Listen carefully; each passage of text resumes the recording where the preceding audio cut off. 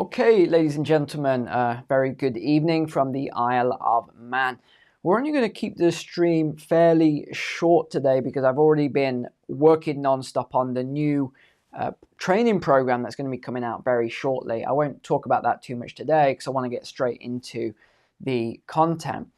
But there's a couple of things I want to talk about actually. Number one is that I have finally watched a new Civil War movie. So we'll talk about that at the end. And I'll give you a few of my thoughts around that and having watched that, as well as the couple of other movies that we've already talked about on the channel this year. But one thing that I do want to mention though is the conflict that's been ongoing for quite a while now. So we saw some escalations last week between Taiwan and China. And I want to actually just jump straight onto the articles because we'll talk about this at the end. Let's move this over. Because, in fact, let's just go over the article first and then we'll talk a bit more. So this is what happened the other day. Taiwan scrambled jets and put missile, naval and land units on alert over China's military drills. Now, I think people are overlooking the biggest thing here. Everyone's just talking about the conflict and the military aspect, but I want to talk about something a little bit different that I think people are missing. So it said China's military said its two-day exercise around Taiwan were punishment for separatist forces seeking independence. So again, we know this line, it's been said quite a lot. Then the Biden administration got involved and said, we urge China to show restraint in Taiwan. And then this former Navy captain warns the CCP is preparing for war. And he went into a lot of detail on this. Dozens of Chinese Navy vessels and warplanes were spotted off the coast of Taiwan on Friday. According to Taiwan military officials, 49 Chinese warplanes and 19 Navy vessels. So that's quite a lot, actually. 49 warplanes, 19 Navy vessels. That's a pretty significant amount of equipment there. Now, this is what I want to mention. And this is, okay, here we go. So Taiwan sits in the nexus of shipping lanes, providing raw materials to manufacturing powerhouses, China, Japan, and South Korea. These three countries comprise nearly 40% of the world's manufacturing output, and this was in 2019. Nearly half of the world's 5,400 container ships passed through the Taiwan Strait in 2022. So you can see this map here shows a lot of movement. Coupled with Taiwan's strategic location is its central role in technological supply lanes as the preeminent chip maker. So we've talked about the chips quite a lot. I'll mention something on that in a second. The island manufactures more than 90% of the world's advanced semiconductors. Now I did quite a detailed video on this. It wasn't a popular video, but which was a shame because I went into a really great detail on the semiconductor manufacturing, especially Taiwan Semiconductor Manufacturing Corporation, and why I thought the US was so keen on protecting that. If you remember that what Biden said when he was questioned, if China attacks Taiwan, will you go to war? And he said, oh, absolutely, yes, we will, and everyone was like, oh, no, did he really just say that? And they tried to backtrack, but the cat was out of the bag at that point. So really what I was talking about on that video I made was that I think a lot of this is due to, if you actually look how these advanced semiconductor chips are used, they're used very heavily in US military equipment. Without this stuff, the US military would still operate, it'd still be effective, but it would struggle if they had to do replacements. They'd have obviously enough for what they needed, but as time went by, they would struggle if they couldn't get access to these advanced chips. So that's the sort of summary, very quick overview of what the video was about. So what I was alluding to is that, because people kept saying, even on interviews, they would ask these people, why is the US so interested in Taiwan? And they'd say, well, because they're a democracy and it's the right thing to do. And that doesn't really make much sense. Yes, I mean, it's very ideological, and you might look at that and say, well, that's a great thing that the US wants to defend democracy in Taiwan. But really, that's not what I think it is. I think this is all around their supply of semiconductor chips. And that's why they've accelerated TSMC coming into the USA, as well as other advanced semiconductor chips. So that's really what I think it's about. But this isn't even the point of the video. The point is I want to get onto is all around food. And funny enough, I just made in the Patreon, I released it a few days ago, a video 26.5 minutes long about the global food crisis that I think is coming. And this isn't even anything to do with today's video. This is a global food crisis based on other things that are happening in the world coming in the near future. So that is even without what we're talking about today. And you can watch that documentary on Patreon for all of you who are members.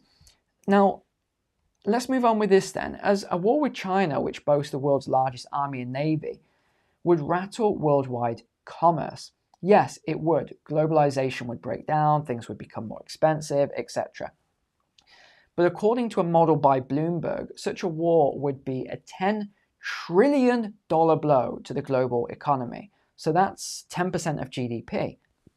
If you think the global economy currently is somewhere in the region of 100 trillion, that is 10%. So it's quite shocking. However, that's not the worst thing. The worst thing about this, I was looking at this older report on the adverse effects. And we could go through all of this. There's a lot here to talk about, but I really would just want to focus on this aspect. And that is the global south would see increased food costs, exacerbating the current food insecurity challenge. And that's on top of the stuff that I talked about in my documentary that isn't even covered here. Because you look at the fertilizers, China is the world's largest producer of nitrogen fertilizers. Who else? Russia, Ukraine. Well, they are not exporting the same way they were, and the sanctions anyway. So Europe isn't taking these fertilizers, or if they are, they're going through middlemen. But let's look at the medium to long-term impact, and this links us onto the WHO report. Farmers then will likely substitute livestock and crop types for more profitable use of arable land, depending on market forces and subsidies. And that made me say, that is a little bit suspicious that this is what the result would be. Livestock as a result of pesticides and fertilizers. I mean, I can see the link, but I think it's very loose. And then if we look at the WHO report, remember this was nutrition at COP28. And what they actually did was, over 130 countries signed the COP28 pledge to integrate food into climate action. Notably absent from the list was India, which said it will refuse to sign because it could compromise food security. And India is the exact country that I was talking about in this documentary, because they know exactly how this works. They're one of the largest Netherlands is your main food exporter, especially for Europe and the UK, for example. But India, they closed down all sorts of exports. You look at what happened in 2008 era, the Arab Springs. You look at India, Malaysia. There was loads of countries that just stopped exporting food. It made the situation even worse. So India knows what they're talking about. And you saw this very, very harsh criticism and very, very rude, derogatory comments about Indian farmers and the agriculture sector and all this other stuff, making out that they're stupid. They don't know what they're talking about. It's a third world nation, this sort of stuff. Very derogatory. Actually, they do know what they're talking about. In the same way that the Netherlands knows, the farmers know what they're talking about, yet the government thinks it knows best. Closing down almost, what is it, a third of their farms, and then the other third, they want to reduce all the livestock numbers. They're telling them, oh no, you don't need all these fertilizers, you don't need the natural gas, you don't need all this. We'll come up with new methods to do it. Or if you can't, we're just going to outsource it to other countries. We're going to move the emissions to other countries.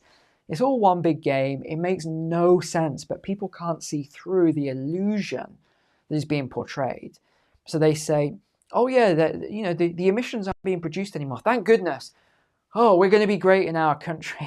It's like, okay, I'm not even going to start talking about that with you. So there was let me just see if I covered everything from this COP28. Yeah, but the other thing with COP28, by the way, is the food aspect. So they've announced 2.5 billion to support food systems innovation with a partnership. Oh my goodness, I missed that the first time. Billy and Melinda Gates Foundation. Oh, I can't believe I missed that. Wow, that was so key. That was so key. But yeah, yet again, it's all the same. It's all the same things. Now, let's get into the war game then. Now, obviously, all this stuff is very biased. The US did this war game, invasion of Taiwan. They said it's going to be 2026. The war game was played 24 times, and it was similar findings each time. So we're going back quite a way here when this was done. It was before things were really crazy over there. And again, I want to hear your comments, because obviously this is an American report. The war games were American. My wife's American. A lot of my friends are American. So if there's one thing I'll say about you Americans is that no matter what, it doesn't matter if you're outnumbered 1,000 to 1, you're going to win, right? That's the American spirit. It's like no matter what happens, we will go to victory. So I want to know from other people, what do you think of some of the forecasts in this war game? Feel free to have a look at this, because they basically win 24 times out of 24 times. Now, actually, let me just tell you why I find that unusual. Has the US got has it got the best military in the world? I would say yes. People would argue with me over that, and some people would say it's China now. I still think it's the US, and we can debate that. You can drop that in the comments. Where was I going with that? I lost my trail of thought. Let me just carry on. It will come back to me. This is what happens, by the way, when I've had a long day. My brain doesn't work as well. So they said then China was unlikely to succeed in occupying Taiwan, and the cost of the war for all sides was an estimate of 10,000 total casualties. The US lost 10 to 20 warships, 2 aircraft carriers, 200 to 400 warplanes, and around 3,000 troops were killed in the 3 weeks of fighting. Okay, I know what I was gonna say now. It's come back to me. How is it that they say that even though the US is over here, the other side of the world, China and Taiwan are over here, I just don't see how that's possible. I mean, how you look at supply chains, that's got to be maintained. I mean, if this was a very short conflict and it happened really quickly, I mean, they're very clear. You can read the report. You can read the dialogue and what Biden said and everyone else. They're crystal clear. If China attacks Taiwan, it's absolutely 100% the US is going to go to war with China, which to me is terrifying. That would, I mean, not just thinking about the GDP would crash by 10%, not just thinking about the food crisis that would ensue, but the casualties. You know that other countries, this is what happens, by the way, when two major powers get into a conflict. Other countries just jump in. They take advantage of the situation because there's a distraction and they go in. And you've probably seen on the news, there's all sorts of conflicts at the moment. Haiti is absolutely kicking off over there big time. The US is now getting involved. They want to send Kenyan troops from Africa. It's like, still trying to put all that together. But you've also got New Caledonia, a French province, as it were, which is it's just near to Australia. It's tiny. And you think, what is the significance? Why is the news focusing on this so much at the moment? Why is Macron involved in all of this? You know, there's a lot going on. We've seen all these conflicts start to erupt, which is, again, no surprise. This is what we've forecast and what we've looked at, and we believe is going to continue to happen. So they've got this game anyway. They say that China loses 90% of its amphibious fleet, 52 major surface warships, 160 warplanes. So they said then after this war game that 4 critical conditions have to happen. Taiwan must resist the invasion. The US must intervene immediately. those active military, pay attention to that. The US must conduct military operations from Japan. Oh, click the wrong button there. The US must have an adequate supply of anti-ship missiles. Now, that is a very contentious point at the moment, because have they got enough is highly debatable at the moment. And then there's a video on it. So, of course, CNN had to make Strategic and International Studies begins with a Chinese missile barrage against Taiwan's military in 2026, destroying much of its air force and navy, followed by an amphibious invasion across the Taiwan Strait. Taiwanese forces fight back using advanced U.S. weaponry, Patriot missiles for air defense, anti-ship missiles and torpedoes for sea defense, and its ground forces to defend the beachheads. Okay, so you can see where all of this is going. Then you can watch these videos. By the way, this is it's on CNN. War game projects worst case scenario for US in a war with China over Taiwan. So you can look at that as well. Now, the last thing I wanted to mention then was this movie. So I watched the Civil War movie. I made a couple of notes. I was that annoying guy in the movie theater. I'm like, okay, let me make a quick note there. Try and dim my phone light. It's interesting that we're seeing all these movies at the moment. We also saw Leave the World Behind. I did a short review on that, and I talked about some of the strange things that I found about that movie. But I'll tell you a couple of interesting points. Number one, the first point I found interesting was that only Canadian dollars were accepted in the US in this, wartime scenario. We don't really know how the war started, and the factions are quite weird. You got like Texas and California. That's not going to happen. Let's just throw that one out there. As allies, again, it was all a bit weird, but I think what they tried to do was not make it a left versus right type movie. But yeah, US dollars, $300 bought you a sandwich. So this was the collapse of the dollar. $300 US bought you a sandwich. Canadian dollars were accepted though. There was some pretty graphic stuff. I mean, I wouldn't recommend people watch it, the movie. There was some really graphic, I won't even say one of the most graphic things that occurred at the start of the movie. They called it the Antifa massacre or something or other. And it was pretty, there's a couple of graphic scenes there. But a couple of other notes then. There was nothing left of the country. The US was basically just, it was a wasteland in effect in my mind. There was no stores. It was lawless. There was no grocery stores, no groceries. There was no healthcare. People had to look after each other. There was no police. There was no fire service. There was no ambulance service. People were 100% on their own. So it's the preppers that survived. The people who didn't have any skills and weapons and stuff didn't survive. Of course, they had to get the tough guys wearing nail varnish, didn't they? That was one thing that, you're trying to watch a movie and they ruin it with stuff like that. So you've got tough guys and they've all got nail varnish. Like, why are they wearing nail varnish? Why is there this colourful stuff? They've got to get it in. And the women's names were gender neutral, Lee and Jessie. And it was like, oh, okay. But these are the things that I find very unusual at the moment, is that we keep seeing, because remember, it's pre-programming. And would that happen if the US dollar ever collapsed like that? Would we see that taking place? Yeah, it's highly, highly, highly likely. In fact, that's not just me saying it. You look at some of the major incidents reports for the future and forecasts, and that's one that's on there. It is, I think it's something like 40% now. Yeah, I think this was the study that came out. 40% of Americans believe that they could see a civil war within the next 10 years.